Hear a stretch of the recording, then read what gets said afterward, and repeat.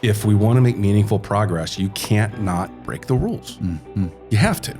We have spent the last 20 years, almost $300 million in capital from our community into that campus to build what you see today. Because you cannot have an entrepreneurial spirit and not be open and willing to make mistakes. In fact, if you're not making mistakes, you're not trying hard enough. That old cliche is, but it's so true. Keep it flat across the board, challenge everything, and find some quick wins, which builds momentum. Welcome to the Unconventional Leadership Podcast, where we help you unlock your potential as a leader. Hey, can I ask you a favor? Can you please hit subscribe or follow on any platform that you're listening or watching this episode? Our goal is to connect with you, to bring additional value to you, to bring additional topics to you, and we can do that more effectively if you hit subscribe or follow. Thank you so much. Thank you for joining this week's episode of the Unconventional Leadership Podcast. Today, I have the distinct pleasure to be in the studio with Mark Fisher, COO of the Cincinnati Zoo. Mark, thank you so much for joining me. Thanks for having me. I'm excited.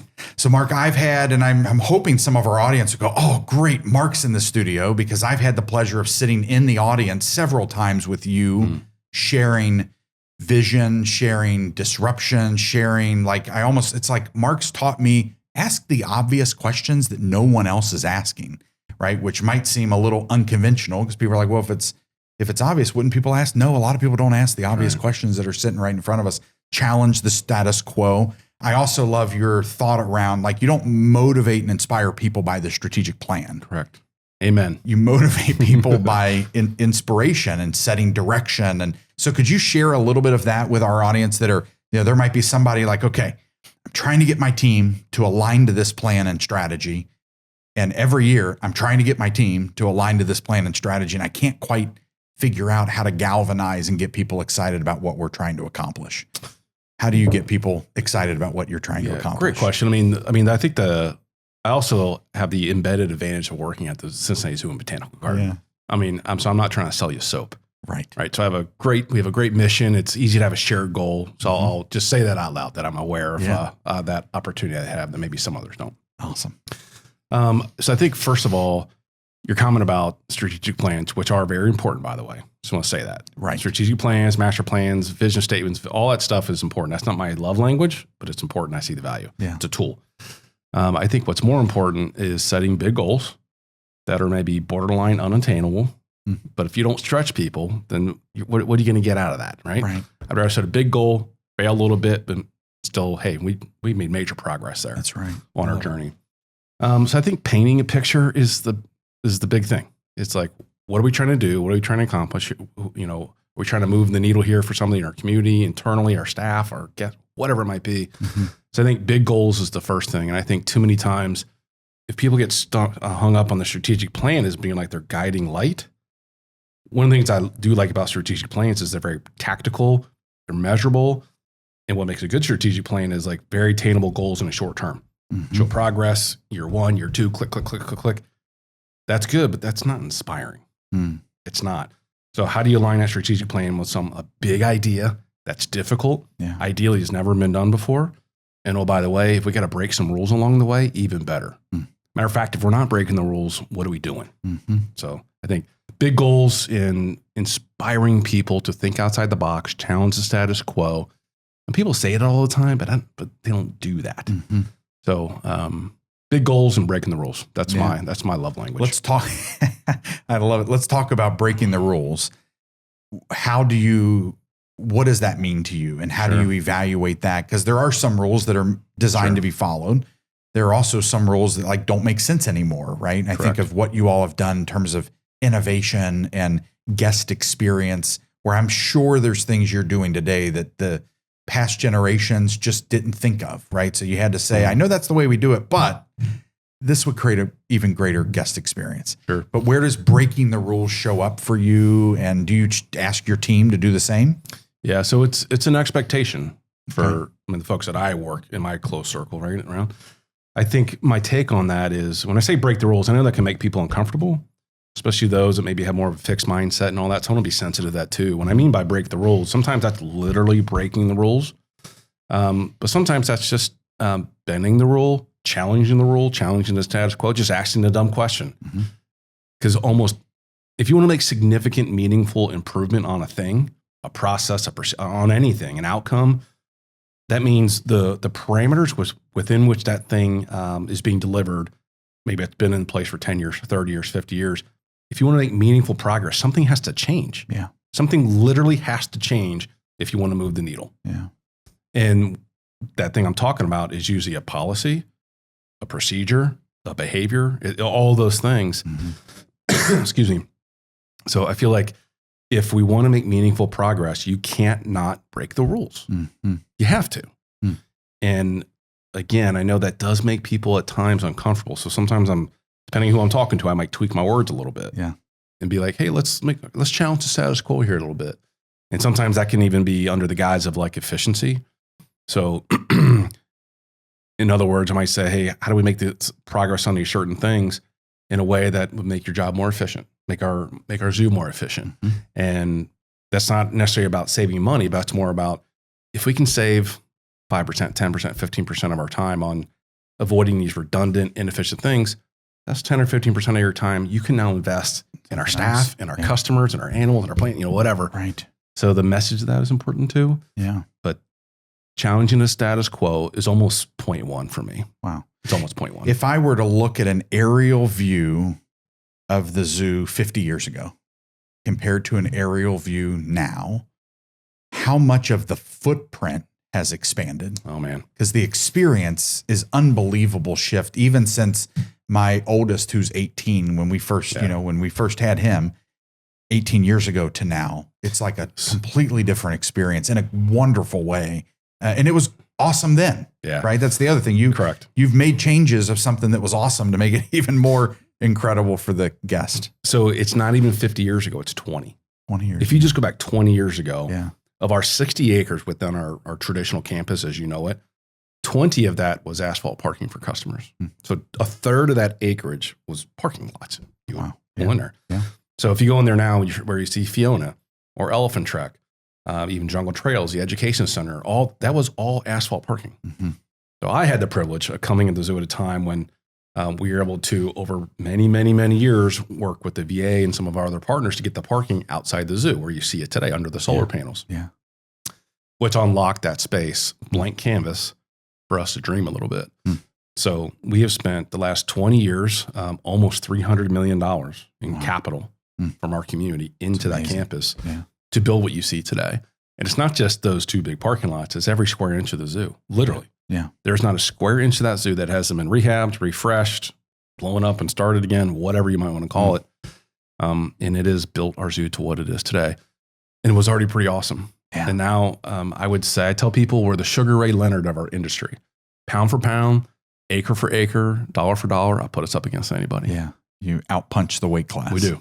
If even as a user of the zoo and a membership holder for a long time, like when it was like, well, this parking lot's going to be closed. The immediate guest experience was, how are they going to close the parking lot? Why would they ever close the parking lot? This is where now the Elephant Trek is. Mm-hmm. Where did that vision start? Where somebody said, you know what? I think if we close this, we use this for this, we built parking. I mean, the whole flow today feels so much better. Yeah. And I just can only imagine, how did somebody paint that vision? How did you paint that picture? Well, I'll be honest with you, I think this predates me. The first time I had heard of someone kind of challenge that idea of our parking the way it was Rob Sipsey. Okay. He was a board chair way, way before my time. And I'm hearing this through Thane Maynard. He would tell these stories. Yeah. That Rob was the one that, if we ever want to move the needle with the zoo and expand and grow and adapt, we got to get this parking out of the zoo. And he worked with our board to acquire some parcels, what is now between us and the VA. That was in the 90s, I think, early 90s. Wow. And then we kind of backed off that. Had a couple, if you remember back in the day, we had a couple small little parking lots across the street that were kind of janky and weird. Yeah.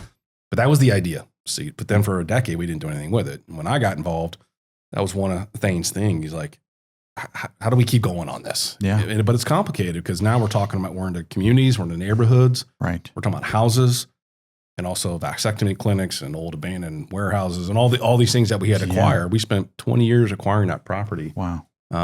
which was also a big old challenge. Yeah. But that picture, I would give Rob Sipsey credit for that. Yeah. A long time ago. So the Today user experience took 2 decades to build up to. Oh yeah. So even like Elephant Trek, when you think Elephant Trek, which just opened fully last year, the beginning of Elephant Trek was actually, I would say, started in 2012. And that was the first time when I was asked basically to go, let's go figure this out. And we acquired our first property by the VA. And it took 7 years to acquire that property. Wow. And then we had to develop that parking lot because I couldn't tear out the Elephant Trek parking lot. Sure. There's 450 cars. I can't. Yeah. We already have parking issues. Yeah. So some of this is that, talk about vision, but also some of it's just stamina. It took years and years and a lot of conversations with the community and Avondale and Clifton and Coreyville and being transparent about our plans and our goals. So you're talking 7-8 years, a lot of money before we even touched Elephant Trek. Right. It would never happen without that. Of course, that also unlocked the opportunities for the solar panels, which is part of our mission and our goal and our ethic. Right. It also saves us a lot of money. So Elephant Trek really started about parking. That's amazing. So when I go out there today and I see those 8 incredible elephants and I see the moms and the dads and the kids enjoying, Sabu splashing in the water, part of me goes back to almost 20 years ago, and having some conversations with the neighbors like, someday we would like elephants here in this back parking lot, but I can't do it. Are you interested in talking to me? Yeah. So what a ride. Is your team working together or just working in silos? When collaboration breaks down, everything suffers. Talent Magnet Institute offers powerful training and team building facilitation on critical topics, such as breaking down silos, building trust, deeper cross-functional relationships, change management, and creating truly high-performing cultures. Our expert facilitators design interactive experiences that transform how your people work together. As a client recently shared, TMI provided exactly what we need: fresh ideas, engagement, and motivation. We walked away stronger, more aligned, and ready to tackle the year ahead with renewed confidence. From change management to intentional culture building, we'll help your team become more than the sum of its parts. Visit talentmagnet.com to discuss your team's needs today. I mean, leadership is hard. And I think that what you mentioned about stamina, like things don't just, every overnight success took 5 to 15 years, right? Oh, yeah. And as we think about it, as we're trying to lead well and trying to transform the way our team, our organizations, or a brand new vision that we are going to set out to go achieve, it's hard work. So today, a user goes in, walks in, a family comes in and if they had never visited the zoo, they have no idea the 20 plus years that went in, blood, sweat, and tears, lots of financial resources, lots of families in the community agreeing that I see your vision. But I'm sure you also had to cast the vision even to them to acquire the properties and to build the partnerships. Sure. I mean, literally what I would do. So the way we did that, because it's important people hear this, we didn't hire a third party, investor firm, whatever, to go buy a property and then eventually we'll buy it from them. It was me. Wow. With my zoo shirt on. And I would go to people's doors with the drawings. Oh my goodness. And say, hey, here's what I'm thinking, good to meet you. Hey, how are your kids? You're like getting to know them. Yeah. And here's what I'd like to do. And if you're ever interested in selling, give me a call. Here's my business card. This is my cell phone. And if you're not interested, that's okay. And sometimes I would say on that whole experience, obviously we ended up acquiring quite a few properties to make that happen. And it was a mix of either people were like, okay, cool, interested, whatever. They'd call me within 6, 12, 18 months. Some people it's 2-3 years later.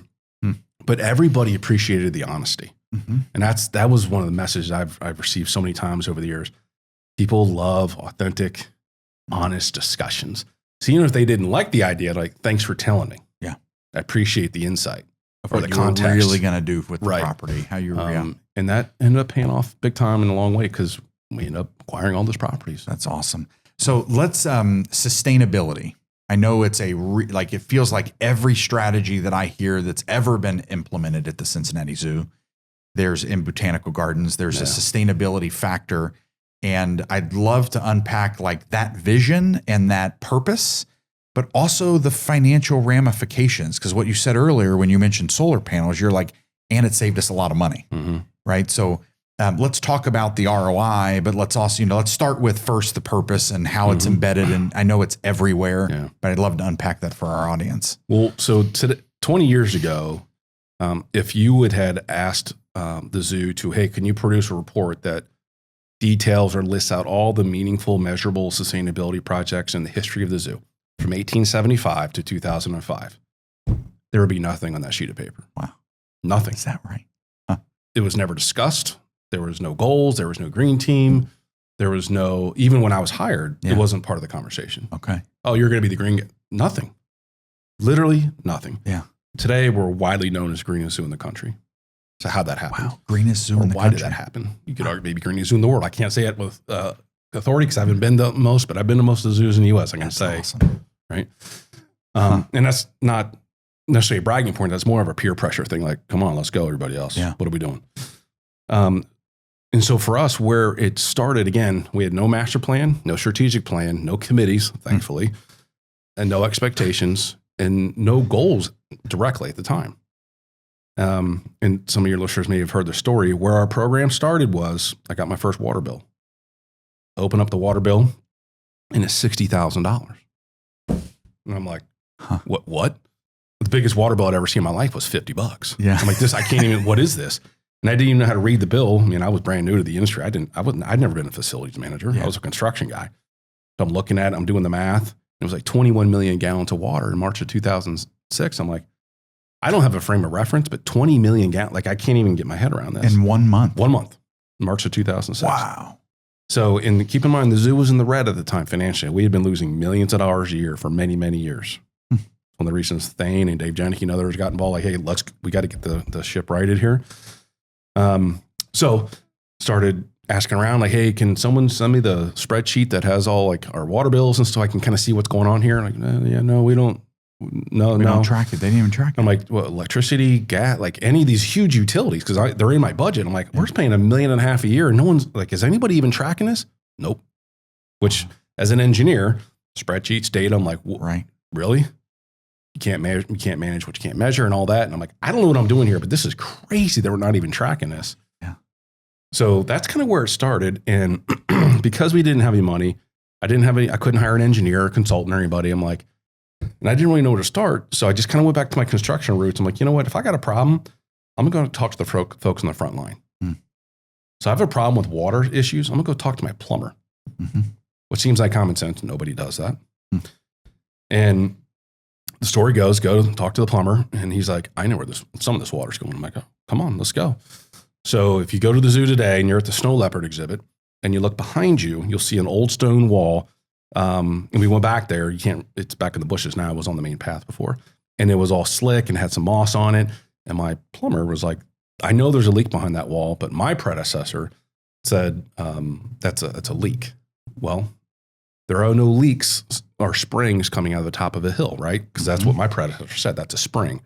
This is uptown Cincinnati. There's no springs coming out of, right? This isn't Yellowstone. What it was is we hadn't addressed the issue because we were lazy. Okay. Physically and mentally lazy, right? Status quo, this is how we do it, blah, blah, blah. Woe is me, scarcity mindset, all that stuff. It's like, well, let's get in there and fix it. So we dug up a big hole, 15 feet diameter, 5 feet in the ground, and our plumber found a 4-inch water main had sheared off.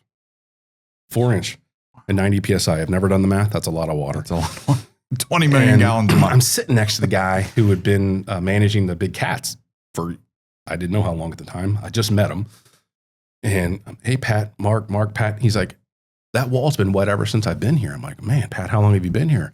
Well, 37 years. So for at least 37 years, right? What was happening was that that water had bore a tunnel to a nearby crushed combined sewer manhole. So 99.9% water is just going straight down the drain, and we were just seeing a little bit of the fizz coming out of the top. That's embarrassing. So let's fix it. So we fixed it, and it was like next, and it was like, if it's a valve, if it's a garden hose flowing in the flamingo pool, if it's a drain valve stuck open, if it's a leak, it's an emergency. The mentality was, guys, if it's a leak, it's an emergency that needs to be addressed like today. Yeah. And what tools and resources do you need to do it well, to do it safely, right? Yeah. I'm kind of getting at an issue here that I think a lot of people overlook. First of all, the people on the front lines have as much, if not a better insight to the way an institution operates than any engineer, any architect, any consultant. But nobody asks their opinion or rarely asks their opinion. So they don't give it. So reaching out to the front lines, like if you want to go net zero waste, you can hire a consultant. That's great. Or first you can just talk to your janitorial staff. Like, hey, what do you all think? Yeah. Nobody does that. Where is the waste? Yeah. And what tools do you need? Why are we doing this? Well, mainly because we don't want to be wasteful. And the we don't want to be wasteful, that was our mantra. And it was more about, how do we do this better? It wasn't about shaming people with climate change and saying, hey, you're a bad person if you leave your lights on. It was more about, how do we operate this institution, this beloved institution, better? Yeah. How do we do this better? The way we manage our trash, the way we manage our water systems, the way we manage our chillers and boilers and all that. That was, and still today, is like the core essence. Operational excellence, operational efficiency, safety, cleanliness. You know what I mean? Like that. That, because no one argues with that. No one's going to say, yeah, I don't want to save any money. Right. Or no, I don't want to be safer. Or no, I don't want a better filtration system for my manatees. Like no one's going to argue this thing. And so it's kind of an engineering, common sense approach to business operations. Oh, by the way, we're going to save a lot of money doing things. Oh, by the way, our conservation ethic, our mission to have lower our environmental footprint, check. Yeah. Big time check. Yeah. So it's almost like that's been a subsidiary of the effort. Yeah. So we're fixing all these water lakes. Water bills are crashing. And keep in mind, we're in the red. The zoo is in the red. So we're saving this money, go to Thane Manor. I'm like, hey, man, that money, that $30,000 we saved this summer, can we spend that money? Because I'm getting into projects I'm a little bit out of my wheelhouse. And he said, sure. I'm skipping through a million details here. And we invested that money into more projects that would save us more water, more money, more electricity, more whatever. And we've been doing that for 20 years. Wow. And since I've been there, our total utility savings and offsets is over $30 million. $30 million. And in zoo dollars, like a lot of your listeners, $30 million is no big deal. In zoo dollars, that's $30 quadrillion. Yeah. And all that money is pumped back into our infrastructure. Yeah. And it's not just energy projects, but it's also like roads, bridges, asphalt, roof patching, like all the boring stuff that's hard to raise money for, infrastructure, which we all neglect. Yeah. Every city, everything in the country. So it's very much been an engineering, common sense, how do we do this better approach? And I found that has been so effective versus I see a lot of institutions, not just zoos, a lot of institutions, we're coming at this solely as like a carbon emissions reduction thing. And when I believe in science, so climate change is a thing. But I'm saying if you lead with that, you're going to lose a lot of people. Immediately. I want everybody on this boat. Yeah. Yeah. And they're going to be they'll be along for the ride for improving our carbon footprint, whether they care or not. Right. That's not. Right. So that's what's so unique to Cincinnati. That's like a typical scrappy, head down, approach to sustainability. It's like, this has to make sense. Yeah. Well, how long did you say the gentleman that you asked the question of how long's that rock been wet? Did you say 40 years? 37 years. 37 years. So you wonder, and I don't know, you may know this answer because hopefully you asked some follow-up questions once you guys figured it out. Did someone at some point convince him that there was a live geyser coming out of the...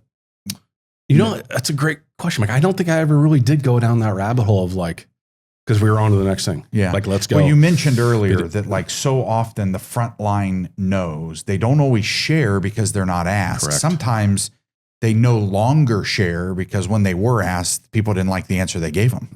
All that. Yeah. So they just all right. So a lot of maintenance departments don't get the TLC that they deserve. And now again, that's the business I came from. Sure. Was the front line, the carpenters, the plumbers, like that. Those are that's like my family. Yeah. So when I came into the facilities management industry, I just gravitated to those folks. Like, I'm with you. What do you need? Right. Should. Yeah. And I think it was a mix of maybe not having the confidence to speak up or they had spoken up, but were beat down.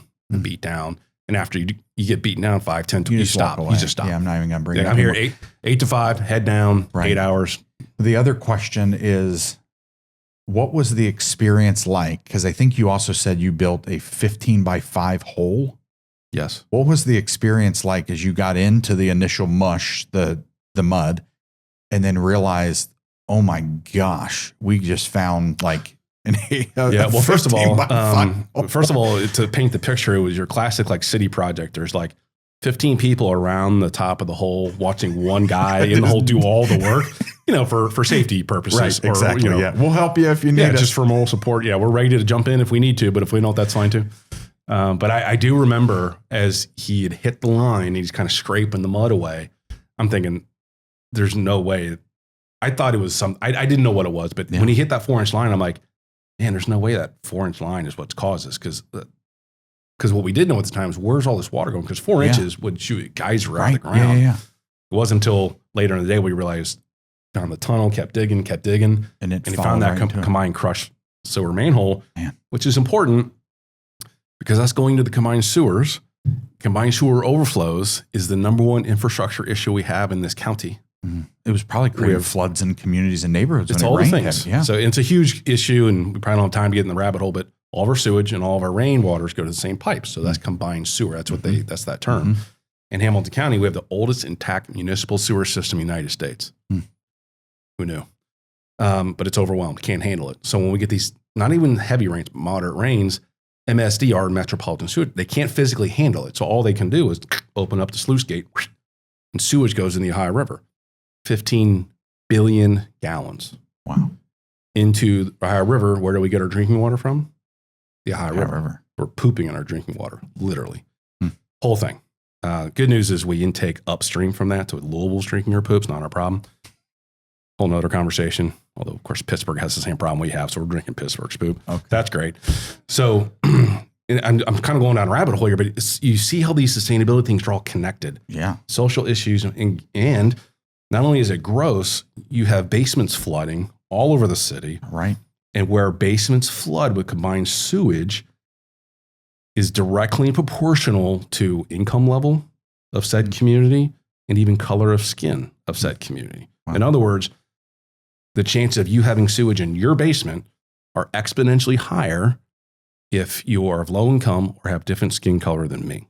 And it's the same way with lead paint in your water pipes, in your home, lack of access to fresh food. Go down the list. Yeah.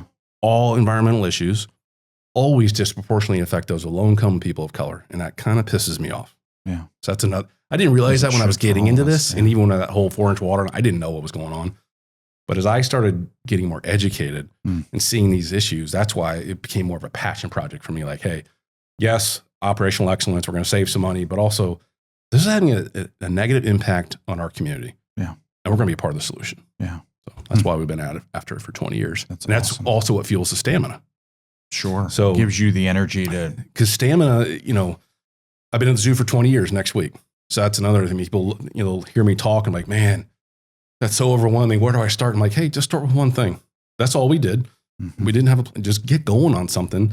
And if you stay at it and you have that stamina and you have a relentless attitude, and that's, if I could pick one word to describe our sustainability program, it's relentless.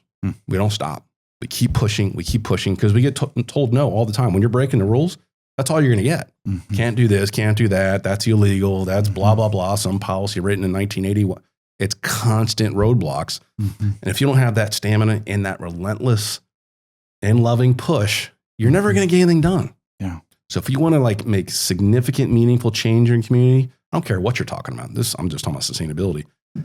You have to be relentless. And I think our whole team is like that. That's awesome. You also shared earlier that when you took this, here's what we're saving and here's what I need to invest, to Thane, your CEO. At the time, was he CEO as well? He had just been promoted. Okay.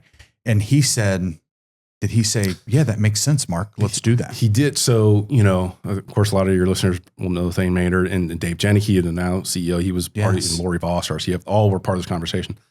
Okay. Now, I wanted to paint the picture that we were in the red, because I hear it's all the time, like, well, yeah, the zoo's got all this money. We didn't have nothing. We were bleeding cash. Decades. And Thane, who had just been promoted, the board's kind of beating on him. Like, all right, David, you got to stop the bleeding here. Where's the tourniquet? And I'm over here saying, can I spend 30 grand?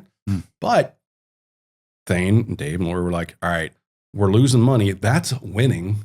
Let's do more of that, which seems like common sense. But when you're trying to stop the bleeding, you're just like, everyone stop spending everything. Yeah. And that's why I wanted to pull it out, because so many organizations, there's like in the 2014-15 range, a lot of consumer packaged goods companies, to save money, started cutting innovation budgets.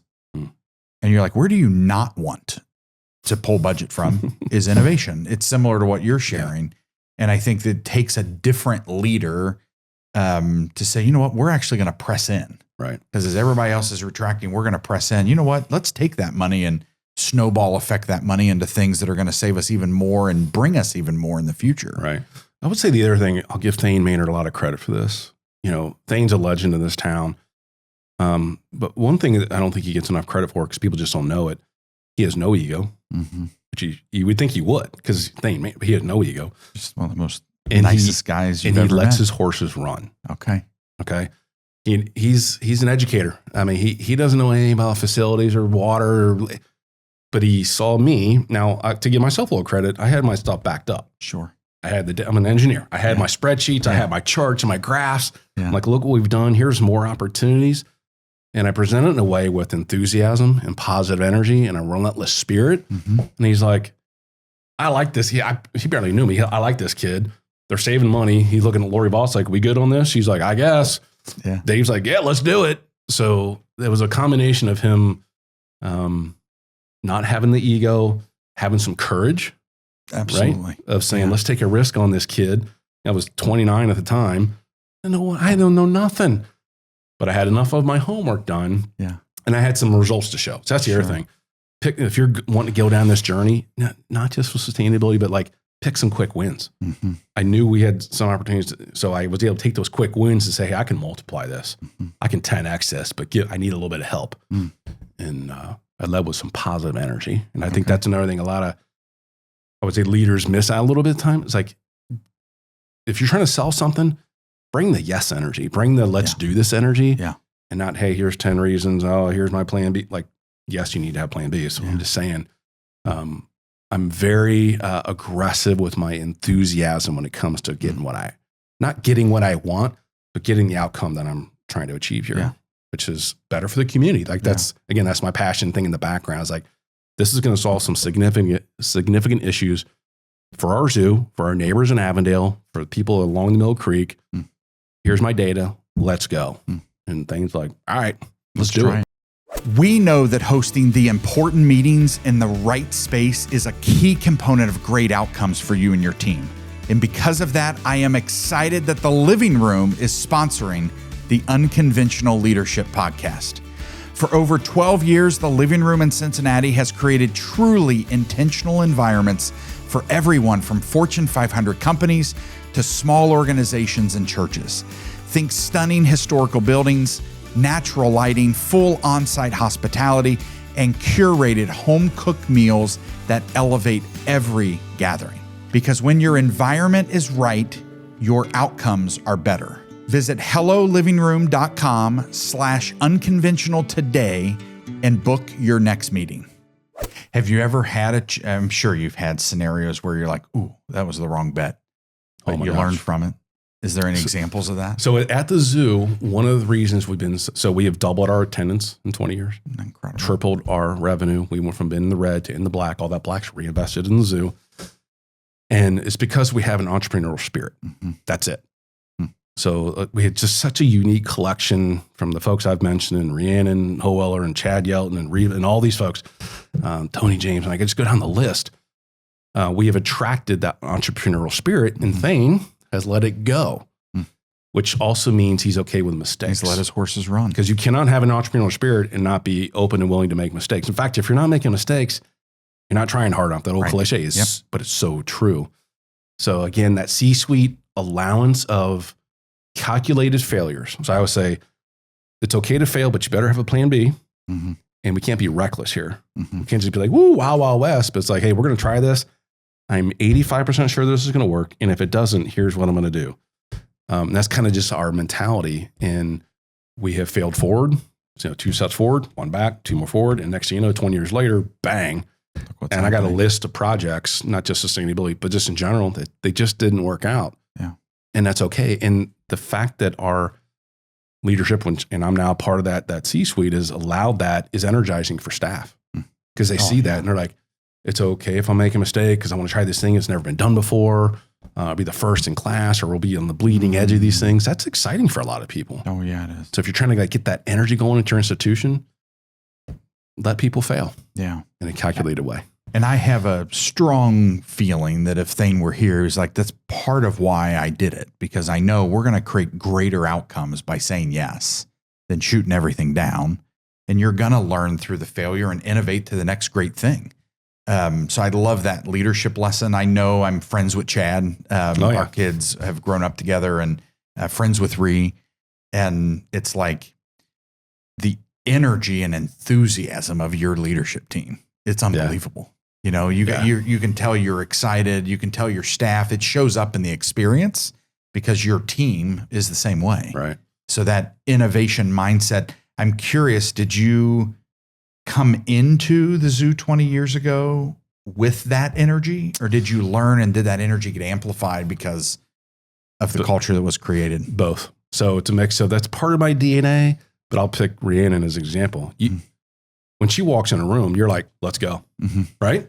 You can't. And I learned that from her. I worked for her for 10 years. And that was one of the things I learned about her most, man. You walk into a room, I think I always had a decent presence, but man, you watch her walk in a room and everybody's like, all right, let's do this. I don't know what we're talking about, but I'm in. I'm like, that's what I want too. So it's awesome. A mix of kind of part of my DNA, same thing with Chad. When seeing that, it reinforced that I want to make sure I have that too. So it's a mix of, that was a little bit of me, but also the environment. When you're in that environment for 20 years, it just spins you up. Yeah. Right. Yeah. The other thing that I'm impressed by is the leadership team has been very thoughtful about internal succession. So what are you doing to develop your team to be prepared for the additional succession that's coming behind you? Sure. So that's a great question. So transition and succession. So it's a little bit even trickier we're a major zoo, but we're also still a small company, 270 employees. So the challenge with working in that environment where most departments have 5, 10, 15, 20 people, there's not a lot of logical, like you're working for a corporation and hey, here's your plan and you can get over here. And then maybe you can, if you want to go to Kansas City, we'll promote you. There's none of that. It's kind of like, and sometimes you can feel like you're getting stuck. So that's part of this, just reality of a small organization.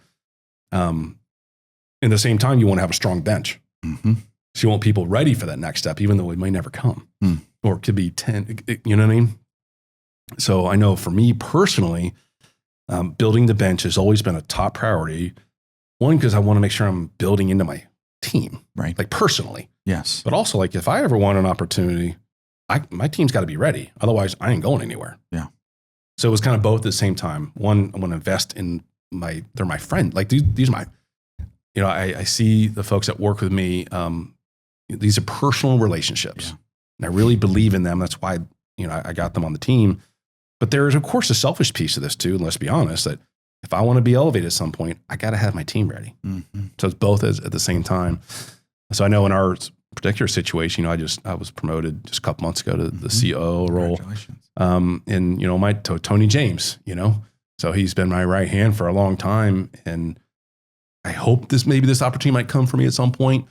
But I was like, whether it does or not, he needs to be ready. So if my opportunity doesn't come, I still want him to be ready. So I've been building into him. He's been building into me for the last couple of years. So when the opportunity did come, Dave's like, well, man, Tony's ready. No brainer. So the nice thing about these transitions, yes, you're always going to have your nitpickers and the naysayers and all that. But for the most part, because now with Tony James got promoted, well, under him, there's this ripple effect. So what you want in a nice transition, like for us, is there's 10, 15, 20 people, maybe more, that are having a new opportunity, a promotion, or maybe a shift in their role to create those juices going again. Energy, So if transition is done well, you get like the shot of creative juice. Yeah. And I feel like Thane and the board and Dave Jenick kind of set that up well. That's awesome. That's awesome.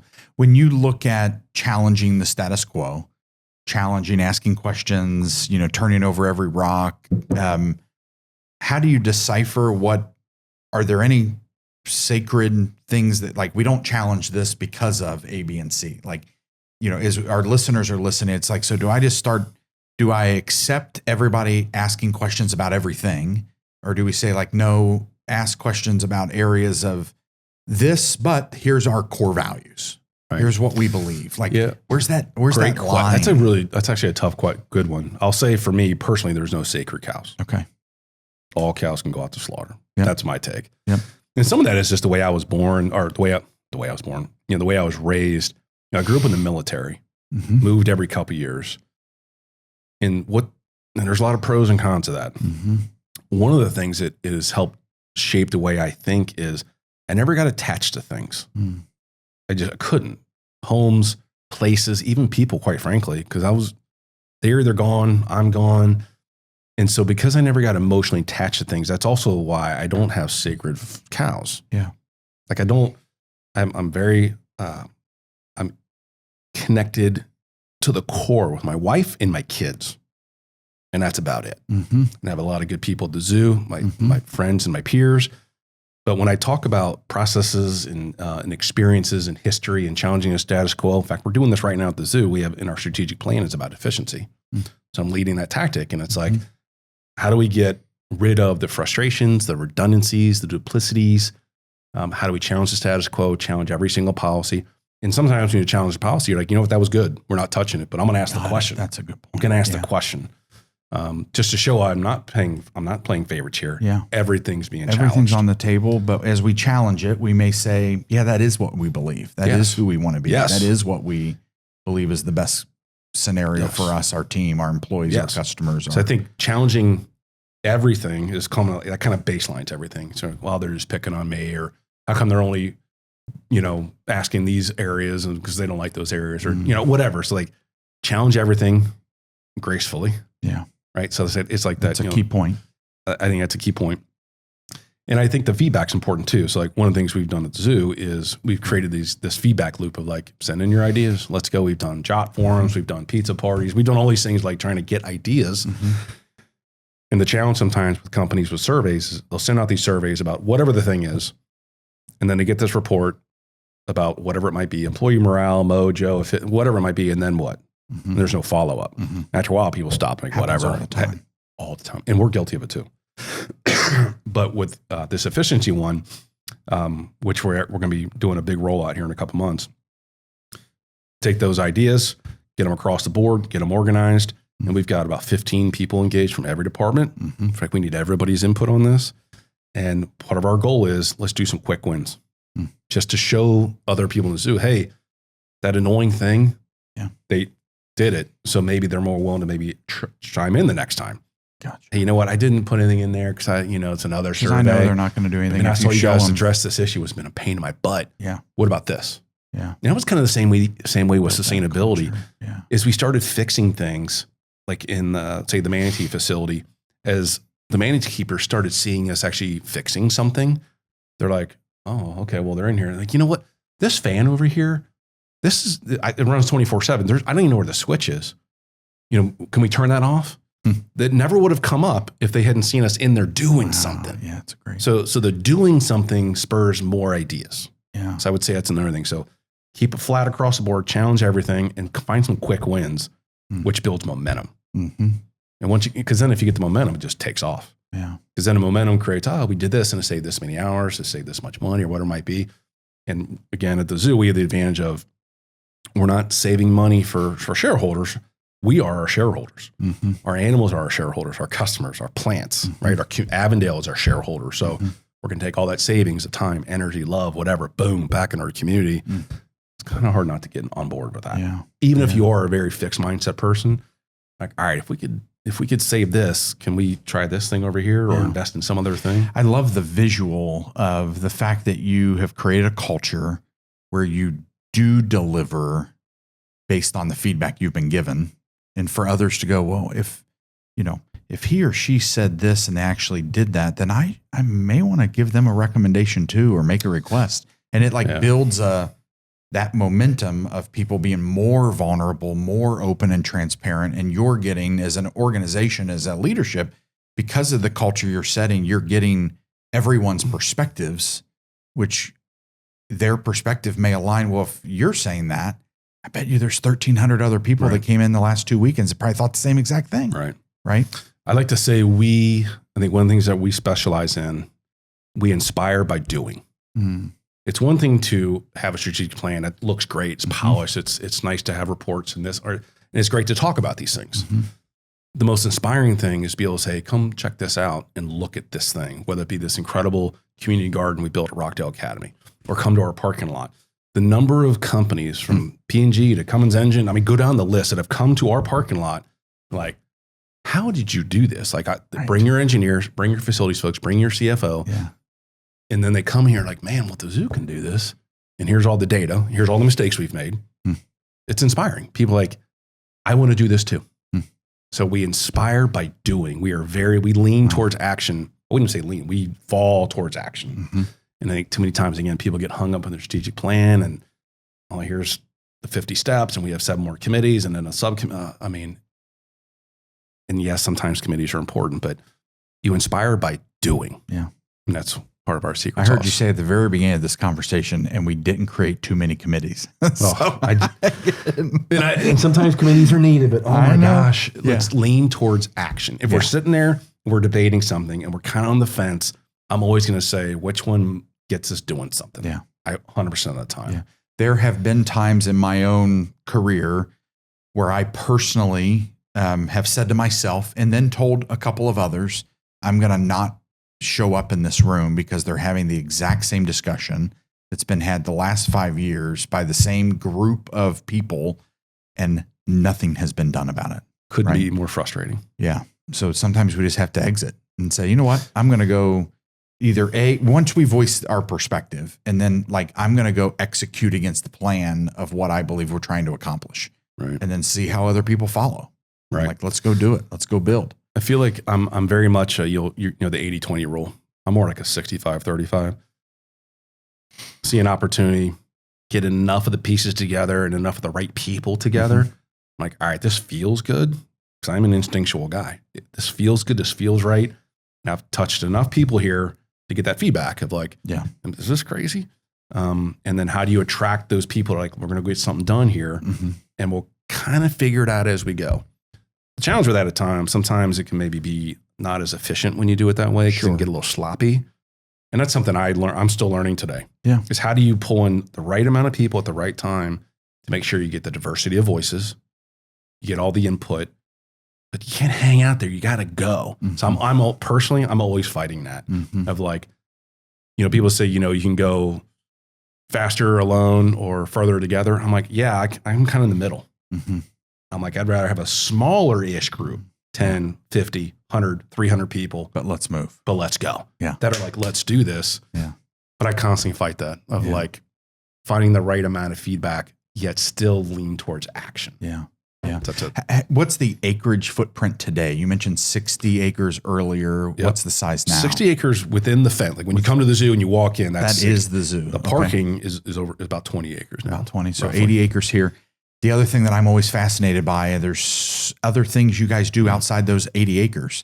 Can you share that with our listeners as well? Some of the other initiatives you have, some of the other land that you can serve and run. And I think there's some things you guys do with partnerships overseas too, not just in our own backyard. Gosh, it's one of those things where there are 2 layers to that. One is we want to make sure that as we succeed, that we're also sharing that time, treasure, and talent with our partners across the world and across the street. Okay. Both. So we've had like a lot of zoos partnerships in Kenya and South America, all those things. We do that. We do that very well. All those, ours is very community and people focused. Because if people thrive, wildlife thrives. Right. If people are suffering, every time. So it's very people centric, working with these communities hand in hand to make sure that they have what they need and we can learn from them. We're not there to teach them really anything. We're there to learn. Yeah. And hey, what resources can we help provide you to make sure we can solve some conflicts, ensure coexistence between elephants and people, all the things. So that's something we're very proud of. But Avondale is our home, has been since 1875, something we're very proud of. And I think, as you know, Avondale has its own set of challenges and lots of opportunities. It's a beautiful neighborhood, a lot of history, a lot of passionate people. We have some great anchor institutions, children's, the zoo, some great history, great schools, the whole thing. So when we are doing well, which we have been for 20 years, we have to make sure we're taking our resources outside of our zoo. So for example, some of the things that we're very good at, gardens and solar panels. Okay. Those are two things we're good at. Yeah. So we partnered with the Cincinnati Reds Children's Hospital and P&G a few years ago, and put in the coolest 1 acre community garden you've ever seen in your life. It's unbelievable. And if your listeners get a chance, drive by it. Rockdale Academy, it's open to public, drive by it. It'll restore your faith in humanity. Where the kids, as part of their curriculum, they get out into the garden, science, nutrition, health, it's unbelievable. There's teaching gardens, solar panels everywhere. It's amazing. And we have a full-time person dedicated to that site forever. Really? Wow. To make sure it's curated and that, the programs are, working with the teachers and all that. It's 2 blocks from the zoo. Something we're super proud of. It was a great partnership with those organizations. Yeah. When we put in that huge solar array in between us and the VA, 2.8 megawatts, because of the scale of that project, we were able to get an extra couple hundred kilowatts, kind of fell off the back of the truck, wink, wink. And we have distributed those throughout our community. Okay. So Block Ministries, Horses on the Hill, Talbot House, several projects, church in Avondale we're doing here next month, with the idea being, how do we get solar into our community to help other nonprofits that are serving those in need? Wow. So if we can go in those communities and save them even $2,000, $5,000, $10,000 on their utility bills, that money gets reinvested in Avondale or East Price Hill or South Cumminsville. So that's it's a formal program we have, community solar program. So your team is going out and installing solar for these nonprofits? It's a mix. It kind of depends. Like Talbot House kind of has their own kind of development project or capital project. So they were having a hard time making the money work on the solar. Well, we donated all the panels. All of a sudden, the price went way down, so they put them in. Oh, God. There are times when I'm on the roof.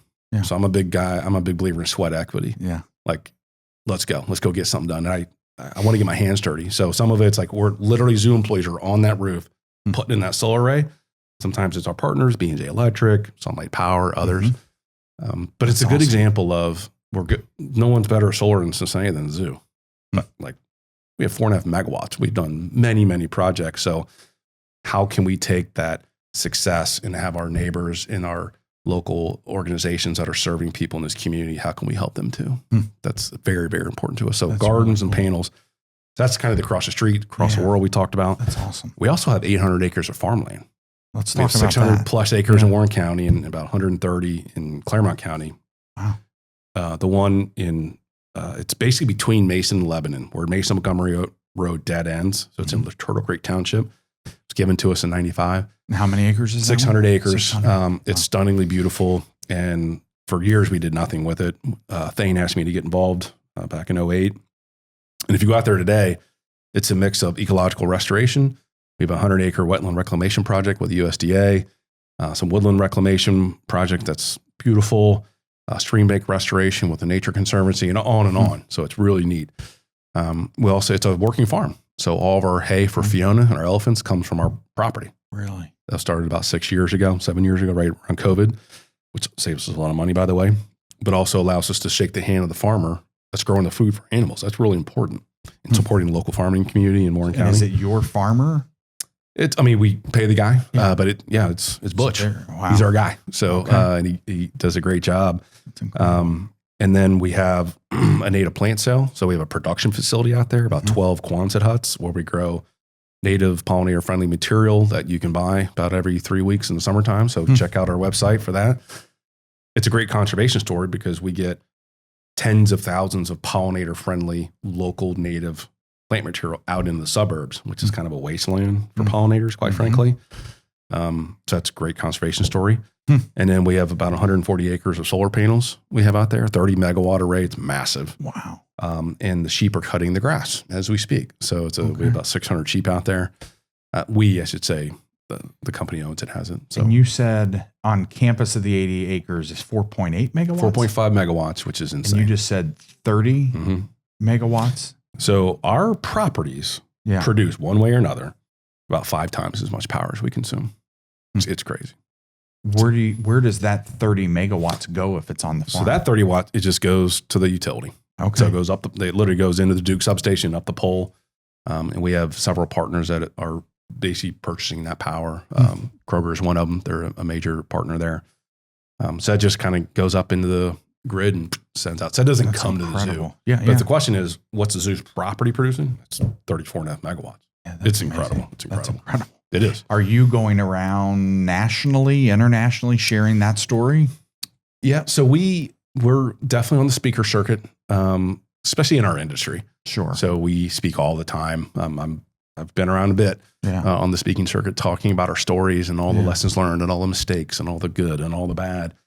Because there's such a thirst out there for like, man, how did you do it? How did you get started? Right. I mean, even how do you feed your own animals? You're generating the food that's going into your animals, which allows you to control health with the animals that you guys are curating. We can ensure and protecting. incredible food. That's the perfect nutrition, the right amount of protein and all these things. Oh, by the way, then they poop it out.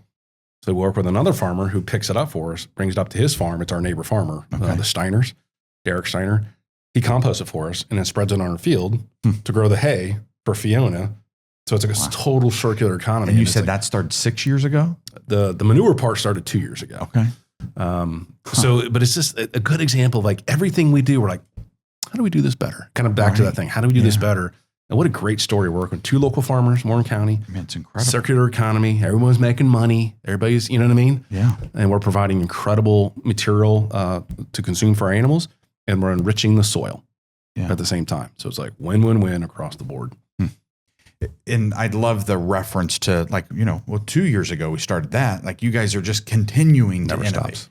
I'm assuming you have a list of innovation ideas and things we're going to try and things we heard. I wonder if we could do that here and, or we've tried that, but maybe the technology's advanced further now. I'd love the hearing. I was hearing you speak at the Elephant Trek about what you all are doing for other nonprofits in the solar panel installation. I was like, I mean, it's genius. But I'm sure with things like that, you get pushback.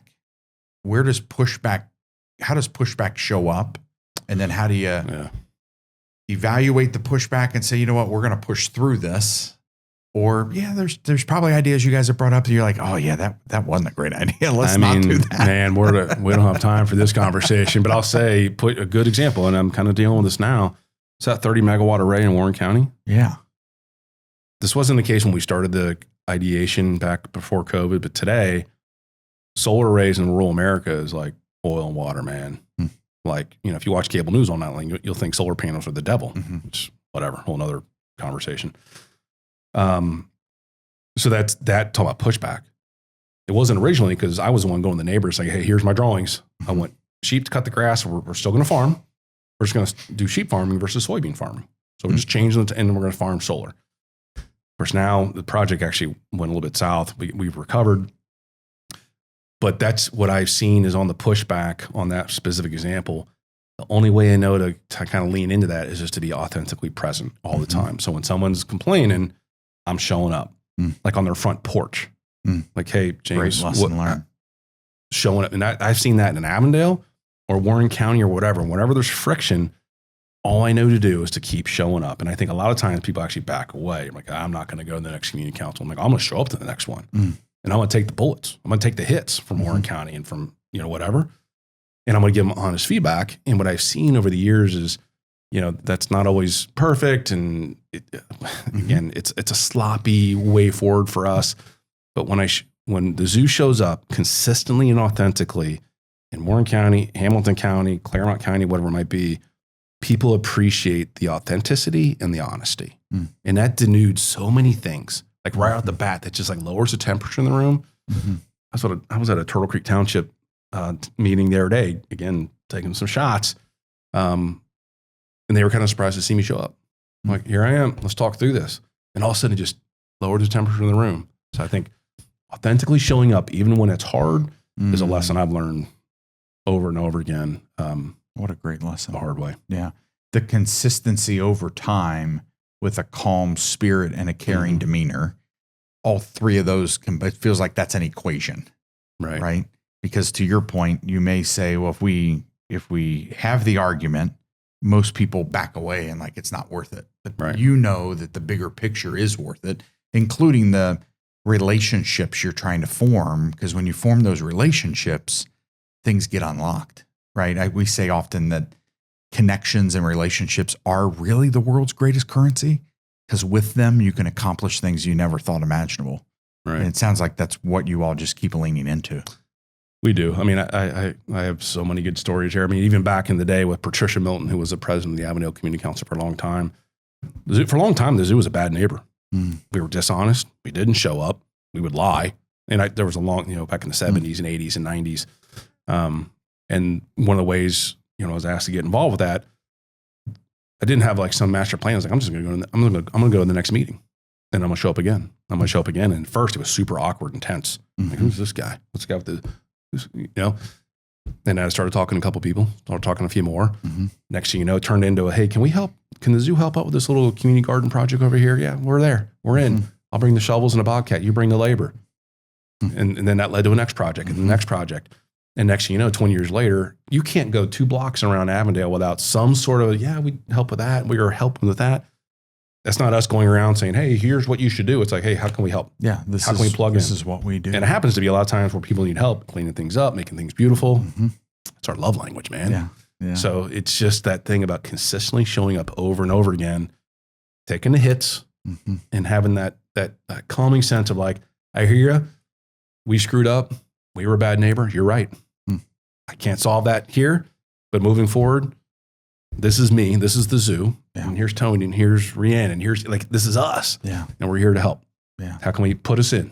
That's awesome. Right? That's awesome. Consistently and authentically showing up. That's the sauce right there. Yeah. In my experience. And the friendships that we have with Rhea and Chad and Jeff Walton and Dave Jenick, like you guys are in the community, and it's just this level of authenticity and connection and care that, Jeff's been trying to educate people about things happening in the benefits world. Oh man. And it's like, Jeff, I don't know if it made me any happier because now I have more frustration and questions, but thank you for highlighting some of these challenges, right? Advocacy and healthcare. We don't have time more about the wrap up next episode, but I just love the continual pursuit to make the world a better place, to create a better community, to create more partnership and more alignment and education. Some of these topics, even that you've shared today, someone's going, gosh, I didn't know that. I want to go research that and learn more. Right. So I appreciate that about your team. Well, again, I'll go back to Thane and Dave on this. We do the work we do outside of our fence, our USDA fence. We have other zoos come to our zoo all the time. Leadership come, and we do that too. Leadership go to other zoos. Sure. Hey, what's working, what's not. Yeah. Whenever they come to our zoo and it comes and they're like, tell me about your community stuff again. And we tell them the story. They're like, what? They even have a hard time processing it. Like, well, we're the zoo. We're not a social services agency. I'm like, well, we're not.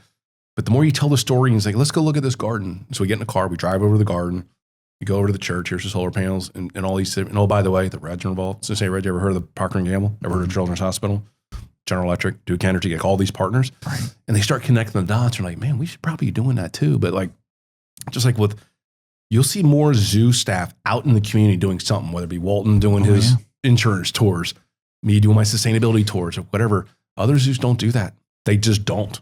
Yeah. And that's probably the biggest feedback I get from other zoo directors as they kind of leave, like, and this is a beautiful zoo. The horticulture is off the charts. Yes. And the work that we do in the community is second to none. Yeah. It really is. Yeah. I love how you guys show up. So one last question. What does unconventional leadership mean to you? So for me, the 3 things I always lean on is, first of all, are you ready and willing to break the rules for something that matters to you? First thing. Okay, yes, no, say yes. Are you willing to be relentless in your pursuit of that thing? Because you're going to get told no a million times. So what's your why? Do you have a why? Because if you don't have it, you're never going to get anywhere. Right. So are you willing to break the rules for what's important to you? Are you willing to be relentless? And the last one, are you ready? What I mean by ready is you got to be able to back up what you're doing. You need the data. You need the plan. You need the plan Bs. And too many times, especially in the world of sustainability, all the cool, big, holy cow projects we've done 5 years ago, 15 years ago, that's when the idea came. Yeah. It was like, all right, let's do some engineering. Let's get it ready. Let's get it queued up. Pursuit. And half the time it then sits on a shelf somewhere because it's not quite, the opportunity's not there. But man, as soon as that opportunity pops up, off the shelf, roll them out, let's go. And too many times, I think other leaders, other organizations in general, they're just not ready. They've not done the homework. So are you willing to break the rules? Are you willing to be relentless? And are you ready? That's Those awesome, are my three Mark. things. Mark, thank you so much for being here. Thanks for having me. It's been fun. Excellent. Well, thank you all for joining us for this episode. I do want to challenge you. Mark and I would like to challenge you to ask, what is that one thing that you need to challenge, that you've been sitting on, that you haven't released, you haven't shared, you haven't asked, you haven't challenged inside your organization or in your community, right? And be daring enough and relentless enough to pursue it with passion. So we want to thank you all for joining. I want to thank the Cincinnati Podcast Studio for continuing to bring this amazing content to our audience. And we look forward to the next conversation.